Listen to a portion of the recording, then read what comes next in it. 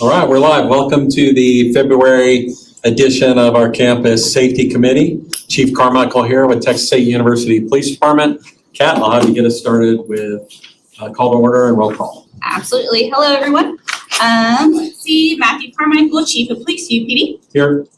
Kat Hoyt, Alternative Program Coordinator, UPD. Present.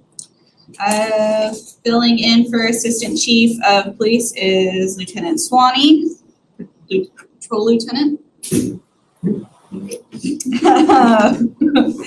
We do not have Michelle Fox, Parking Lieutenant for UPD. Adriana Garcia, Communications and Record Supervisor. Here. Ricky Bowie Johnson, Resident Student Association. Here. For Housing and Residential Life, I know we have a fill-in. Great. You're here for housing, right? Yes. Perfect. Valerie Holmes, Dean of Students. Here. Fill in for Emergency Manager. Here. Perfect. Dr. Spancic, Faculty Senate. Here. Abby Myers, our State Student Government President. Here. Perfect. We do not have a representative for Staff Council tonight.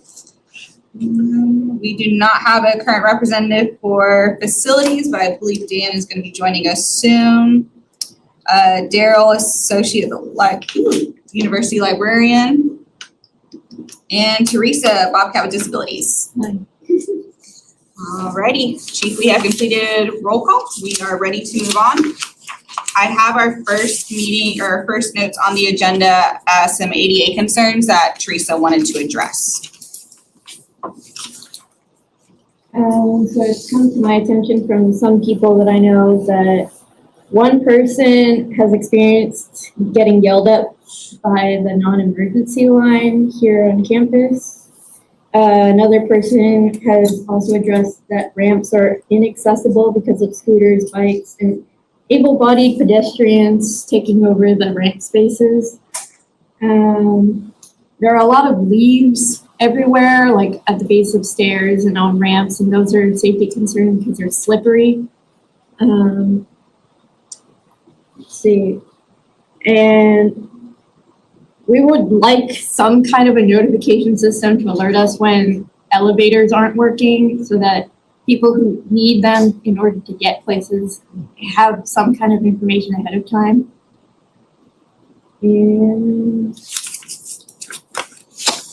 I also know, I don't know for sure if this has been fixed, but the accessible entrance on the first floor of Ingram isn't working, and it hasn't been working for a while. So I don't know if that's going to get addressed.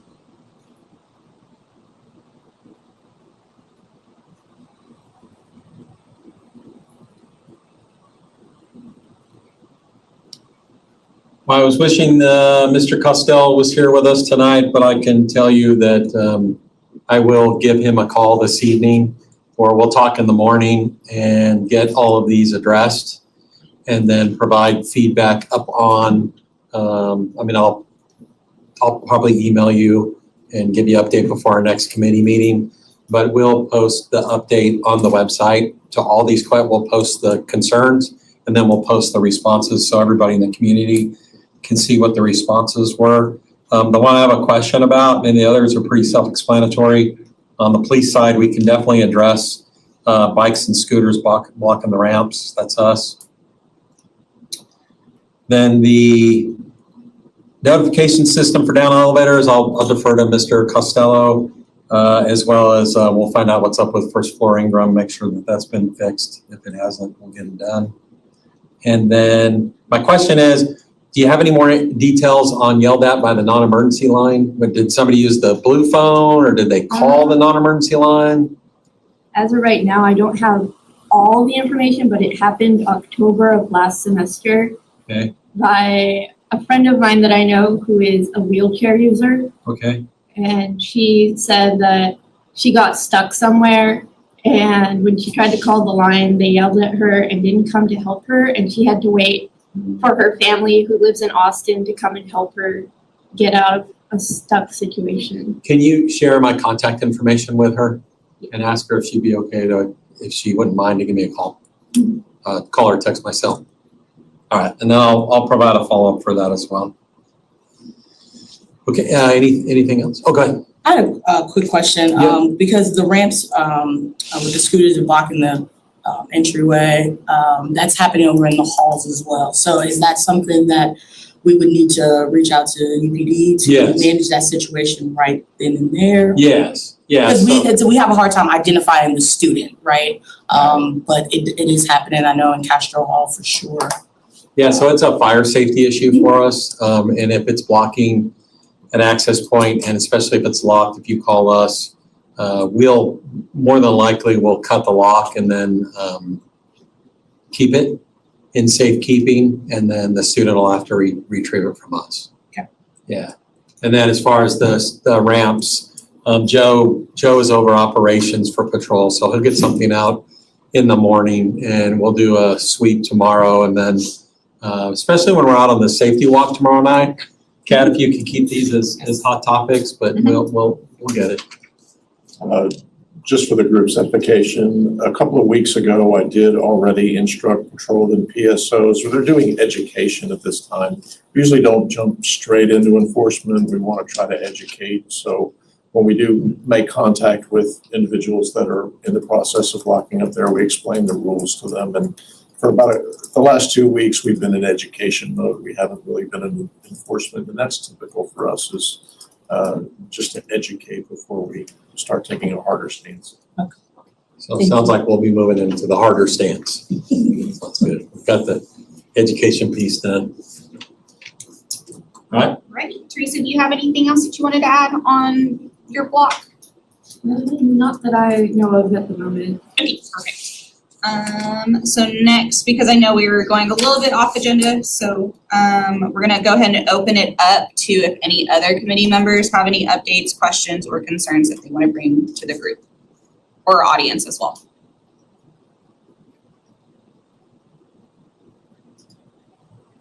Yeah, if you have something, absolutely. I had a question as far as safety, really, over by the bus stops on the campus loop over by GHH, next to the church. There, we have our bus stop, and I ride it, I won't say that. I fell last semester, off that, because there's a drop. Like, there's a road, there's a sidewalk, and then there's that drop right there. And I noticed this, that they had, put like blacktop over at LBJ Garage, where you go out the exit. Mhm. They have that, they put like black, tar or whatever, like to go down, so they don't have to bump the cars go down. I was wondering, could they do something like that over in that area? Cause there's like maybe like that much. That's like, you're waiting for the bus and there's people and you're like, I know I fell back because I slipped off the sidewalk. But I know I can't be the only one that's done that. But I was just wondering if they could like do something like that with like a ramp or a little ramp or something. Well, let's do this. We're gonna give you a ride home tonight, so when you're on the way, we'll ask the PSO if you could show him exactly where it's at, Okay. so he could get a photo tonight, and then we'll give it to Mr. Costello in the morning from facilities and see what we can do. Cool. All right? Thank you.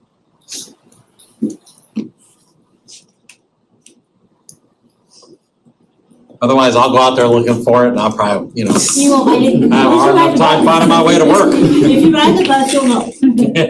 All right, cool, thank you. Yeah, did you have something? Okay, I thought there was a question back there. all right, if we have nothing from the committee members right now, with the understanding y'all can always jump in at any other point. We are going to move to UPD updates, which Okay. also includes some vehicle traffic updates. Yep. So if you remember at our last meeting, we had some questions about traffic updates. So are you able to? Oh, yes.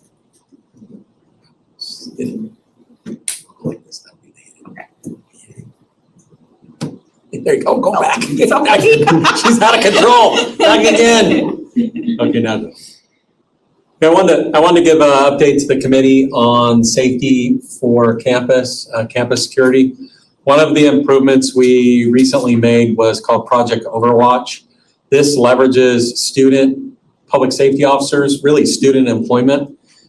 We have over 900 cameras on campus, and this system now creates an active monitoring system, especially at night. My goal is to eventually move that to 24/7. Why is that important? Well, it's important for this reason. In our dispatch center, we're co-located in the Hays County Emergency Communications Center. And with our dispatchers, they are multitasking nonstop.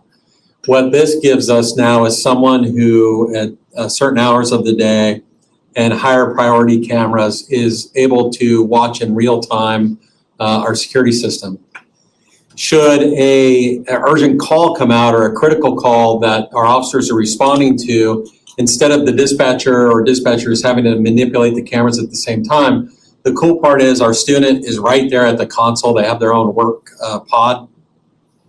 And so when they hear the call, they know to bring up the camera, and then it's like, it's a perfect, there's a great synergy in the room. They're able to share real time with the dispatcher what they see, what they don't see. Let's say it's a crime in progress. Student brings up the camera and they're giving real time feedback when they're there. It's not 24/7 right now, but we're on the path of getting us there. So Project Overwatch really leverages our security system from a passive system to a very active system. So as we continue to hire more student public safety officers, I'll keep you posted on that one. Any questions about Overwatch? Okay. I just want to remind everybody that on patrol, the mounted patrol, everybody really likes having the horses out, but they serve a purpose. And the purpose, there's several reasons why they're on patrol. So they're out on patrol on campus today. The goal is for them to be out pretty much every day of the week when we have our highest amount of community on campus, because they're high visibility. So those that would seek to do us harm are really going to see the police. It's one thing in the police car, right? But we don't have a lot of streets that traverse, especially where we have a lot of students walking about. The cool part is the horses come in, you can spot them a mile away. They're ginormous, but it gives the officers a real high position of observation. So up on the horse, you see a heck of a lot more when there's a crowd of people than you do walking at the same level.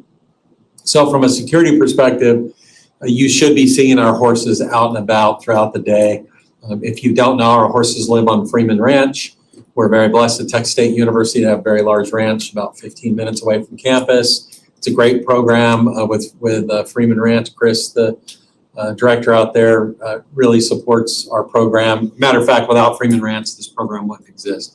So while you see them at special events, from a security profile perspective, you should see them on campus every day of the week. So that from a patrol perspective, it's not just cars, it's not just ATVs or walking, it is having these very large reminders to the community that campus police are here. Also from a security perspective, I want to remind everybody that we do have our alert system. It is an opt-out system, so if you're a member of the community, you're in the system, CAT can pull it up. And you can go to the Texas State University website, you can link from us, or you can obviously link from the system. Kat's putting where to do this in the chat. And what this does is not only would you receive a text and an email should there be a critical incident on campus, and when I send the emails out, when you get the police notice email, that's me. So when you see like a timely warning, it's not necessarily an immediate alert. That's coming from the police department. Typically it is me, but you can always follow up when you get an emergency notification on the website. So if you look, I looked at it today and just did a quick screenshot. It shows that for safety and emergency communications, the San Marcos campus, there's no emergency communications currently in effect. Same for our Round Rock campus. And then active and archived alert messages. I'm sorry, this isn't on the website. You can go to that and you can see what took place in the past. So that system is up and running, and it is intended, should something really bad happen, we can get a notice out to you immediately. And then the emergency phones, sorry. the emergency phones are on campus. They are monitored. We talked about this last year as a committee. We're still rebranding the marketing for those. That while it says emergency, it is really your connection to UPD. It's like if you walked into this lobby today, there's a phone on the wall. The screen says direct dial to UPD. Well, it doesn't have to be an emergency to get to us. And then if you go into our substation in the Round Rock campus, we also have the same exact phone in the lobby. So you can, normally during the business hours, we're staffed here, typically staffed with students up front. But if no one's here, you can still walk in, you can still use the phone and still get directly to the police. It's the same concept in the field. I don't assume that your phone's always charged. I don't assume you have a phone. And if you need that direct connection, there's that blue light in that box. I'll also say that it's like the horses. The system sends a message. It tells someone who's going to maybe think about causing harm to us that the police are a button away. So it is that, that quiet message of, yeah, you may not see the police car, the police officer, but I know that my community members can hit the button and get to us. And it goes directly into the Hays County Emergency Communications Center, where Adriana's team is prepared to answer your call. Update for Safe Rides. Since the onset of the academic year, this year we're over 21,000 rides. So this again is another very proactive effort to make sure our students get home safely. This is a student-centered program. All the employees are students. So these are students serving students. We are committed to getting Bobcats home safely, and to date it is doing exceptionally well. Kat runs the program, so hats off to you, Kat. It continues to exceed expectations. And thank you to student government who also supports this program. If you recall, we did implement the Code Maroon Rides. This is a 24/7 ride service for Texas State University students. You're in the city of San Marcos, something happens, it's not a 911 call, but you now feel unsafe and you need to get home. 24/7, we will come get you. The only questions we're gonna ask, are you okay? And just make sure if you need some support. We work very closely with our amazing dean's office, who has a wealth of support services for our students. The best example is I'm at a house party, I get separated from my friends, and someone's causing me, is acting kind of strange or causing me concern for my safety, and I don't have a way to get home. Well, you can call us, and the difference for us really than maybe calling someone else is we're gonna keep you on the phone. Our dispatchers are gonna keep you talking until someone gets to you. And somebody shared with me recently that their friend used the system and it worked. As a matter of fact, she got to the friend first before we got there, but was able to hang up with dispatch and say, no, I got my friend. So the system works. We've given 20 rides. I think it might be a little over 20. I may have gotten, what are we at? No, we were at 20 kids. 20. So we're at 20 rides. That's a big deal. I mean, I don't boast because this is a program idea that was a student's idea from student government a year or two, maybe 2 years, year and a half or so ago. But I'm pretty confident we're the only ones in the country saying to our students, if you need us 24/7 and there's an urgency, we're going to get to you. So it's not just a ride. It really is a lifeline because we're going to stay on the phone with you. Obviously, if something bad's happening, you need the police or an ambulance, call 911. It isn't called Code Maroon. But the cool part is we're going to make sure we get you safe. If you go back to Safe Rides just for a second, I do want to point out that it is not uncommon to pick up a student who may have been drinking and is sick. It happens. Yes. We have barf bags and barf powder in the car. And I know there's a fancy term for it, but that's what we call it. We responded, our officers do respond into the city if the van, say our Safe Ride van is in the city and a student is ill or needs assistance. we'll actually send our officer to the van so that, one, we're not taxing city resources, and our officers work very closely with our Safe Ride services. So they know exactly what to do when they get with them. It's an automatic. Our Safe Rides drivers and navigators have direct link to dispatch services as well. So that's also, there's a great relationship there as far as ensuring that our students get home safely. So I would share with students, as I always do, and I forgot to add this, we really don't care if you've been drinking or you're altered in some way. Really, the goal is to come get you home, get you home safe. Somebody said, "Well, you're going to arrest me?" I said, "No, I'm not going to arrest you." I said, the worst thing I'm going to do is probably get you medical care if you're to that state. I'm not going to just leave you at home if you're unable to care for yourself. So we're going to get you to the hospital, get you safely. We haven't had to do that this year that I recall. So no, Kat says no. But if we did, it's okay. We're really there to get you right. Chief, can I just add that the university does have an alcohol and drug as well as hazing amnesty policy. So if that's something anyone's interested in learning more about, I do encourage for you to search on the main university website, amnesty or alcohol and drug amnesty statement, and it's right there. Excellent. Excellent. We'll add that into the chat in a moment. I want to remind everybody that we do have public safety officers in LCAC. They are assigned certain hours throughout the day.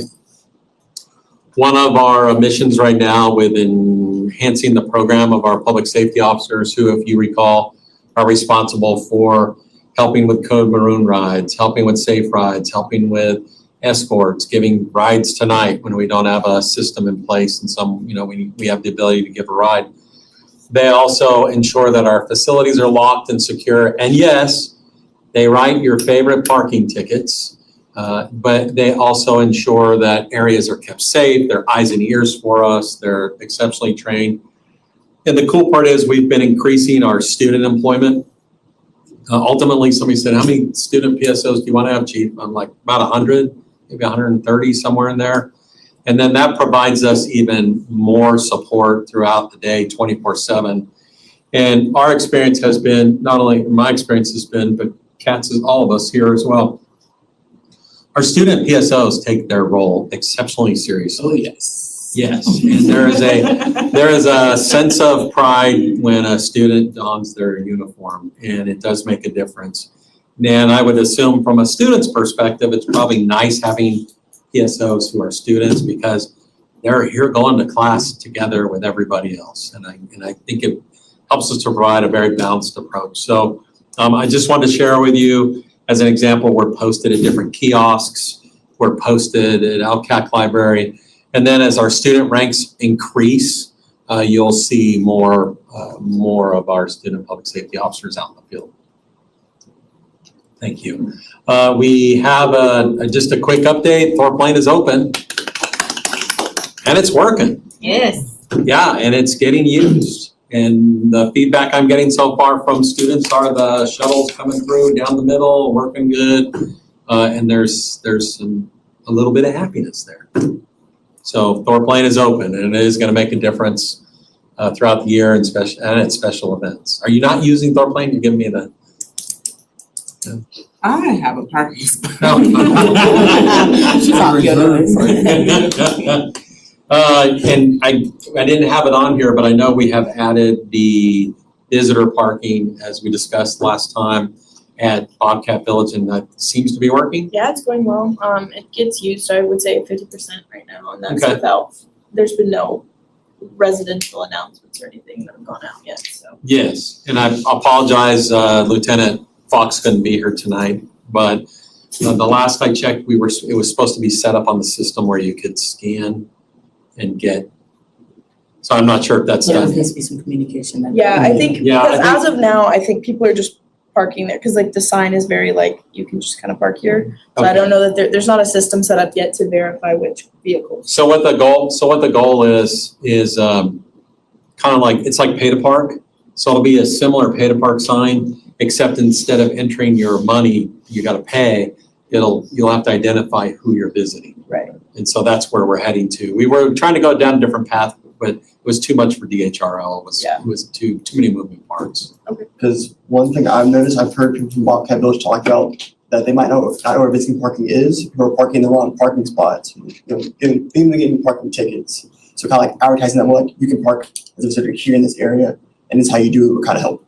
Yeah, we'll get on that. I think really just having RAs send out information through whatever channels they have of like.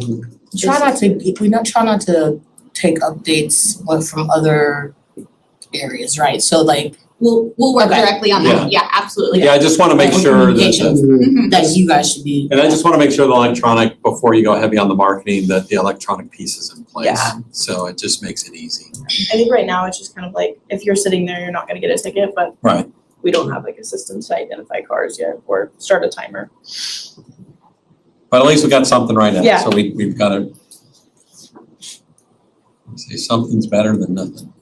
So that's good. All right. Very good. Yes, ma'am. I do want to give some background on some of our crime prevention efforts, and I am almost done, I promise. From a prevention perspective, we have implemented quite a bit this year. Just so you know, we provide office safety training. It's a front desk prevention class for mostly aimed at staff and faculty and student employees who serve in that role, kind of in a facility administrative role. We do that both here and in Round Rock. We just had a Round Rock course about a week or two ago, which was well attended. We provide the CRAZE training, which is the civilian response to an active Response. Event. Civilian response to active shooter event, sorry. There you go, sorry. Acronyms are not my thing. We do provide that training as well. We do provide personal defense training. As an example, I do safety presentations for all students studying abroad. And for this year, we've added a personal defense course. So if you came to one of the 3 presentations for study abroad, you got invited to personal defense. And I know there's 2 dates coming up for that, but that is just focused on study abroad. So I'm not going to share those particular dates out. We conduct alcohol prevention courses, typically using beer goggles, which simulates being under the influence, which is aimed specifically at reducing drunk driving. And we are focused this year on fentanyl prevention as well. One pill kills. We provided a brief update to our Bobcat families on Facebook Live. And then to piggyback on that, on the 10th next week, I'll be hosting a safe spring break presentation at the lunch hour. It will be an hour presentation, but we will cover all the topics that our students, I hope, will be aware of before they head out on spring break. I always worry about spring break, and I'm always glad when we come back. Healthy, Wealthy, and Wise, but that will be on March the 10th at noon in room 303 in LBJ, and we are providing lunch. So please come join us if you get an opportunity, and I promise it won't be boring. It'll be good, relevant information. Right, Kat? Absolutely. And then something's going on tomorrow night. Tomorrow, yes. So tomorrow we do have our semesterly campus safety walk. So we'll be meeting at 6:30 p.m. in the LBJ Mall, and then we'll break up into, it's typically about 8 to 9 groups. And we'll walk and or drive campus at night, depending on the area that you're in. And we'll take photos, submit work orders directly to facilities of items of where we feel lights are out, roadways are not clear, mirrors need to be installed. So we will be having that tomorrow. We will have free snacks, always, and we hope to see everybody there. Everybody good? Remember we talked about this at the last meeting. This is our scheduled date.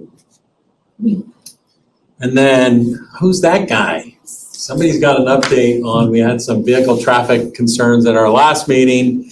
So take it away, Lieutenant Swanee. Sure. The ones that were brought to my attention specifically were wrong-way driving on Pleasant Street. And as I was saying before, we spent the first week kind of educating, and that's usually what we try to do. And we had about 10 contacts the first week where we just remind everyone, hey, this is a one-way street, it's, and how it works. And thereafter, we did have 11 traffic stops. And out of the 11, two, so they just didn't know. Now, the two that I'm referring to, there's a parking lot by Pecos, and as you exit, you're driving between Pedernales and Trinity, I believe it is, and they turn right to go to North LBJ. There is an arrow on the ground, but it's worn away. It's very difficult to see, and there's no actual signage. So those are two things we might want to look at. But 11 contacts were officers conducting traffic stops, and then 10 were just education stops at the start. So I think my email went out, my instructions went out on February 3rd. So that's to date, we had 11 traffic stops. Also, there was a concern if this is the time to discuss it, there's an interest in changing the traffic flow near Thomas Rivera Drive. The reality of that is I kind of understand it's a city street, and I kind of understand the way the reason they made it that way. If you're going at least at the point where Thomas Rivera is, you're semi going in a westerly direction, but it's in a turn and it's a decreasing radius hill, so there's very little sight distance, and I think there's a safety issue with trying to redesign that intersection. There is a roadway, and it's not a city street, but there is a roadway between Chautauqua and the Student Health Center. It's a very small road, and I think if you look at it, as far as re-engineering it, I think would be very difficult, because the roads in the state of Texas are, and specifically one way, are about 10 to 12 feet in width for one way. That it's not just the roadway, there has to be also a setback on each side. And you'll notice if you've driven it or you look at it on Google Maps, there's a generator unit that's literally right next to the road. So that would be impossible to expand on that side. On the other side, you'll notice there's a row of lamps. So there's utilities that would have to be relocated. So I think it probably would be cost prohibitive to do that. Even in a one-way road. So. Right, well, we're fortunate to have Director Costello with us, and from facilities. So a couple things that were brought up earlier, Dan, and now did you guys submit the sign and the street markings to facilities yet? I believe so, yes, sir. Okay, good. All right, so that one's been submitted. Teresa, Dan brought up a little bit earlier about leaves on ramps and causing some concerns for folks using the accessible spaces.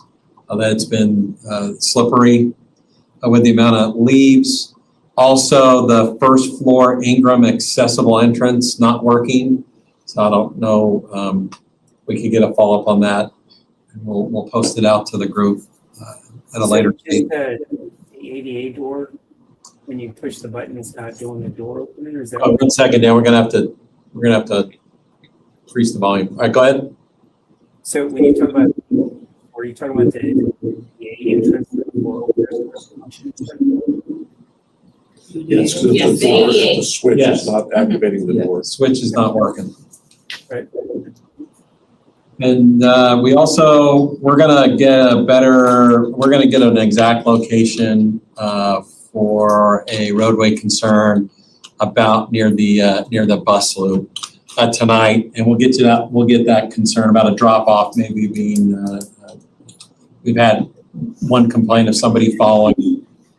I was talking to my team about that. As far as, for the drop off out of the LBJ, is there a drop off area on the other side of the street that maybe we could use for that purpose?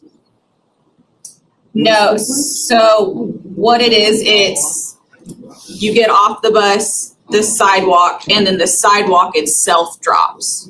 Oh. Kind of like what took me there. So we'll get a picture of that tonight and get that to you specifically. Do we have something else for Dan? Because I didn't realize he was on with us. I think you talked about the ramps, but you didn't mention the stairs. Go ahead. The leaves on the stairs. Leaves on the stairs. Got it. And part of the safety walk tomorrow night too, Kat's gonna make sure to let the group know to look out for that as well.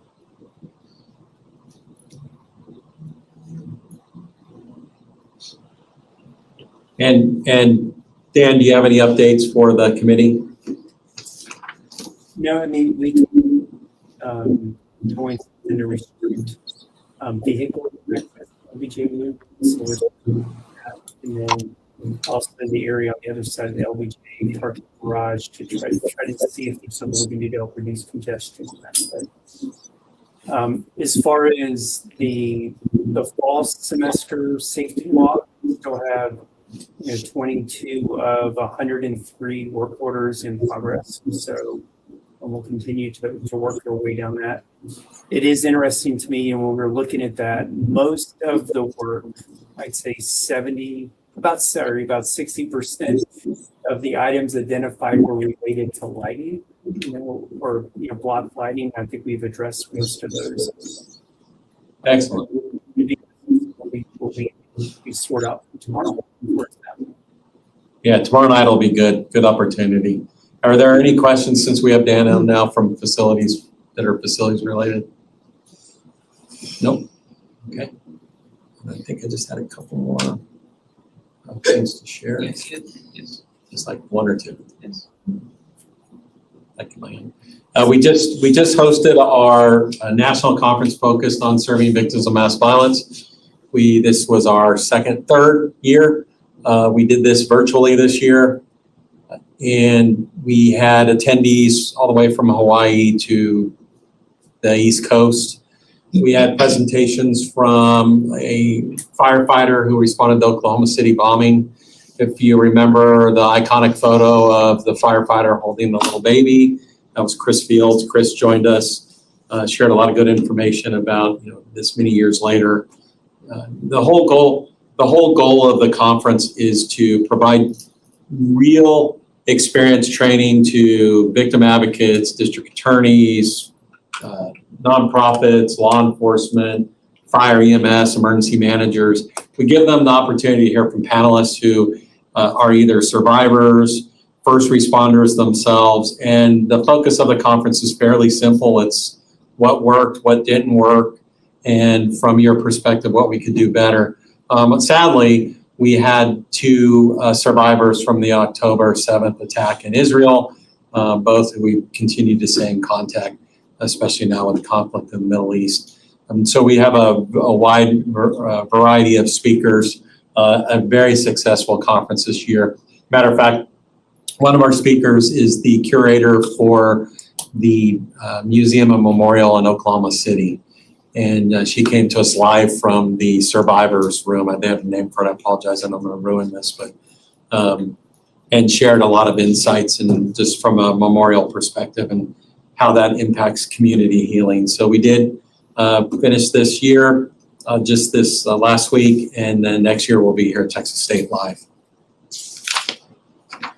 I wanted to just speak to, I know that the news has pretty well covered this, but from a security perspective, the Texas State University for the first time has provided one-time funding support for the San Marcos Police Department. At one time, they did have a detail of officers assigned to the square. They stopped that a while back ago and have just reestablished this program. And so in being a good partner, because Bobcat safety is equally important on campus or off campus for us, we did make a financial contribution to the city to help support that program to the end of the academic year. And the reminder, I always remind myself of this. I'm a resident of San Marcos.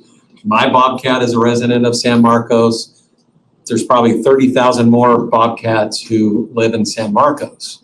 So first and foremost, we're residents of the city.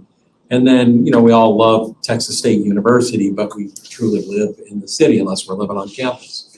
So this is a good partnership and a very positive support for safety for our students off campus, especially knowing that a lot of our students visit the square. And that's, you can kill the presentation. That's the update for safety and security that I had for y'all. Is there anything, any questions you have for us before we conclude tonight? Yes. What exactly does the partnership with SMPD entail with recent events and an increase in crime downtown? I think Chief of Police Stan Stanley reported an increase in crime downtown. So it entails us, we created an agreement where we provide them funding. And that funding they then use to help staff with police officers on the square. Now, you know, it's beyond what we do every day. I mean, we're very good partners. We will support the city when they need it. And if we need support, they'll come immediately for us as well. So we have a good mutual aid partnership. This was just the next step of, based on the increases and what the city was reporting and at this stage they were in, it's a good support mechanism. I did forget to add the last one, promise, which is we did, if you go by Sewell Park tonight, you're gonna see blinking lights. We did get a portable security camera system, which Sewell Park has been busy. But what's that? Oh, what is emergency management laughing about over there? So the cameras, the camera system is there. It's like it was built for it. There's this little concrete pad in Sewell Park, and it's the perfect spot for the camera system. We didn't have the best eyes on there, and with the increased traffic, because it's been packed. The weather's nice, it's packed. So it provides that extra layer of security. And quite frankly, if you've been here a while, you know that people are traversing the park every hour of the day, like 2 a.m., 3 a.m. So this camera's nice. It gives us good eyes on, and we're intentional about the blinking lights. There's no secret cameras out there. It's a camera system, and we do moderate its use. So if you were wondering what that thing was, that's us. That's UPD's new camera trailer. We'll have it out there probably through Riverfest. And then once Riverfest is concluded, I'm so excited about Riverfest. I know the dean is too, smiling, nodding her head over there. Once we get through, which is an amazing event, by the way. Once we get through Riverfest, we'll move. The nice thing is that we can move this system anywhere. Are That's those all I have. places already flushed out where you're gonna move it next, or? Yes, so there's Corporal Chris Sanchez is our video camera expert, and he has a list of areas to put it. But the nice thing is he can go move it immediately. So if something happens somewhere, or we feel like something's going to go on somewhere, we can move it immediately. Yeah. All right. So we will just end with a couple of reminders. So tomorrow is the campus safety walk. We're meeting at 6:30. And then our next campus safety committee will be in this room, both on Facebook and YouTube Live on April 7th. Excellent. Thanks, everybody. Appreciate y'all turning out tonight.